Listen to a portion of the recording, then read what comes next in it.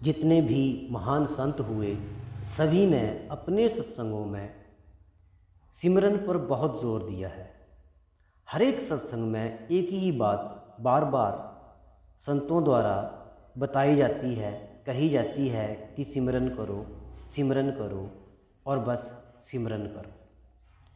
सत्संगी को चाहिए कि वो चलते फिरते दुनिया के हर काम काज करते समय भी सिमरन करते रहना चाहिए। मन को सिमरन की आदत डालनी है। सबसे पहले हम बात करेंगे कि ध्यान क्या है। संत बताते हैं कि हमें ध्यान तीसरे तिल में एकत्रित करना है। अब ये तीसरा तिल कहाँ पर है? तीसरा तिल यानी शिव नेत्र, ये माथे के बीच का स्थान है। बहुत सारे लोग इसे शिव नेत्र भी कहते हैं। अब सिमरन में बैठना कैसे है?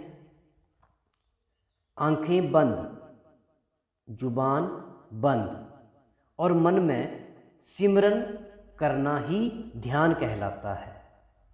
और सारा ध्यान तीसरे तिल पर एकत्रित करना है। अब मन को आदत है भागने की। जैसे ही सत्संगी ध्यान में बैठेगा, अपनी आंखें बंद करेगा, जुबान बंद करेगा, लेकिन मन में सिमरन नहीं करेगा, सिमरन को भूल जाएगा। कैसे? मन बहुत चालाक है। मन को आदत है बाहर भागने की, वो टिकेगा नहीं। शुरू में जब सत्संगी भजन में ध्यान में बैठता है तो मन बाहर की ओर भागना शुरू कर देता है। मन नहीं चाहता कि वो सिमरन करे। अनेक प्रकार के विचार मनुष्य के स्वभाव में, उसके स्वभाव के अनुसार मन में आना शुरू हो जाते हैं। मन दुनिया की वस्तुओं को सामने रख देता है। अब यहाँ पर महसूस करना है कि ध्यान कहाँ टिकाना है। फिर से वापस आ जाना, फिर से वापस आ जाओ। मन भाग गया लेकिन फिर से वापस आ जाओ। याद रखना है तीसरा तिल। मन बाहर भागा है, अब फिर से उसको अंदर लाकर सिमरन में, मन को सिमरन में डाल देना है। मन के बहकावे में नहीं आना है। तीसरे तिल को, मन को आदत डालनी है सिमरन करने की। यहाँ सत्संगी को उसके गुरु ने सिमरन की ताकत बख्शी है। गुरु जी ने जब सत्संगी को नामदान दिया, उसको भजन बंदगी प्रदान की, तो वो उस इंसान की काबिलियत देखकर ही बख्शी है। संत गुरु जानते हैं कि जिसको नामदान की बख्शिश की गई है उसके अंदर सिमरन की ताकत को भी, काबिलियत सिमरन की ताकत को भी उसके अंदर रख दिया है। उस इंसान की काबिलियत देखकर ही नामदान की बख्शिश हुई है।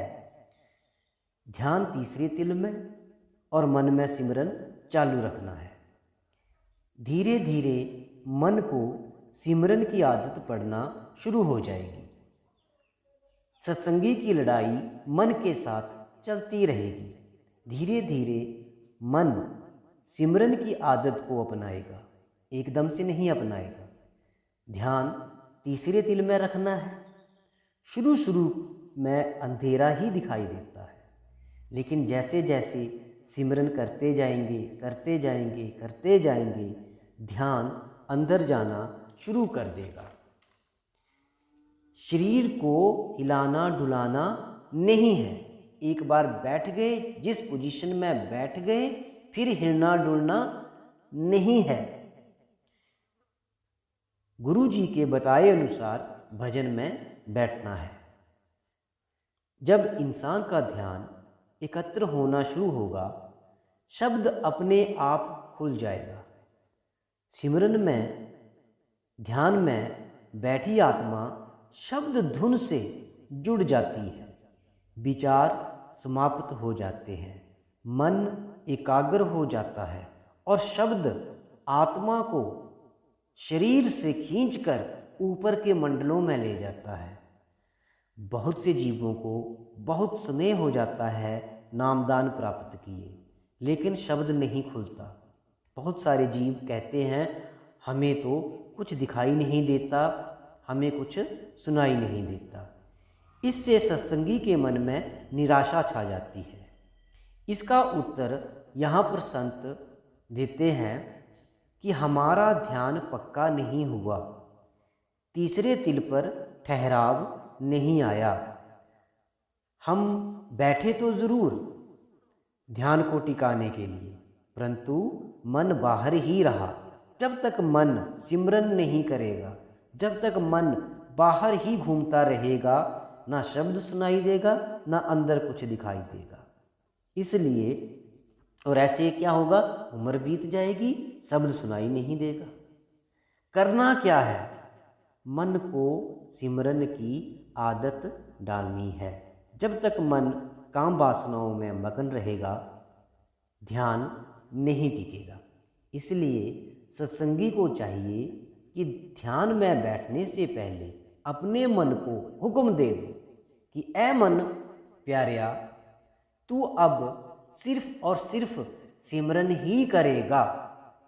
एक कोशिश करके देख लो, चाहे सफलता मिले या ना मिले, परंतु निरंतर ऐसा करने से ये रास्ता धीरे धीरे आसान हो जाएगा।